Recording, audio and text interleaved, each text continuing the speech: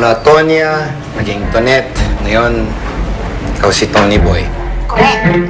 And all to hide their true identity from the notorious Sunny Boy and his gang. Di ka ba nahihirapan? Iniisip ko lang, nasa-stress na ako eh. Natanong pa ba yun? Hindi ko na nga alam kung anong nangyayari sa buhay ko eh. Eh ano pa susunod? Halimaw? O ito? Huwag naman.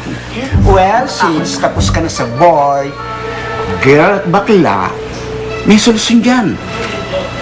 Magpanggap kang tomboy. Ay, Coca, this is not a laughing matter.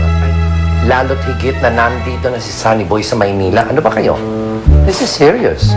Pero in all fairness, ganda ng transformation mo sa kanya. Kaya? Kahit ako, hindi ko nakilala. Pero kamukha mo si Mang Jerry, yung sa Kanda, asawa ni Aling Tessie. Ay, may anak na singer? Oo nga, parang medyo.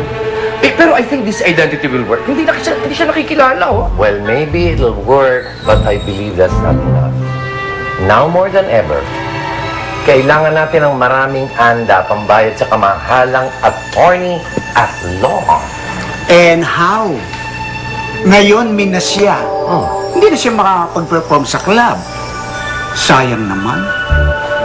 Yung pa naman ang pinakamalaking kick. Bye-bye. Saan pupunta? Ay! Sir Kenneth. Sir. Problema ba? Oo, kasi umuwi na ng probinsya yung bouncer natin. Dahil manganganak nga yung misis niya. Eh ngayon, wala akong nakitang substitute. Wala tayong bouncer. Ano ba? Oo. Alam mo, di ba problema yan eh? Naisip ako eh. Okay, mga si Tonet. Ah, okay. Right away, sir. Sige. Tonet! Ayan na. Oh!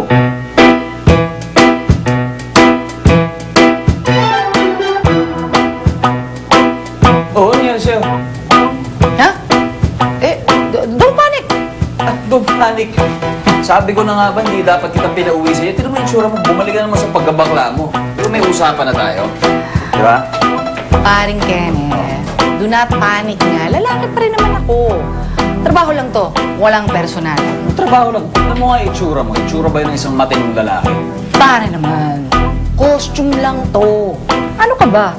At saka sa umaga pwede namang lalaki o sa gabi nagsishow. Show ke. Palusot ka ba eh? Alam mo, kung tunay kang lalaki, kaysa umaga, tanghali, gabi yan, lalaki ka. Saka marami naman trabaho kang lalaki dyan eh. Anong trabaho? Bouncer! Pare naman. Kung hindi ako magpa-perform, masisira yung lineup natin. Magagalit ang mga fans. Correct. Kaya na. Magagalit ang mga fans.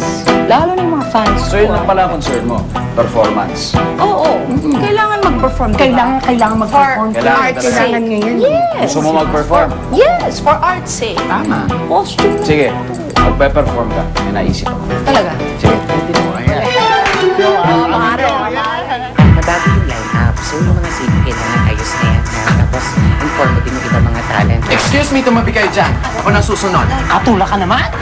Vote ka, mamaya ka pa. May isa pa magpe-perform. Sino?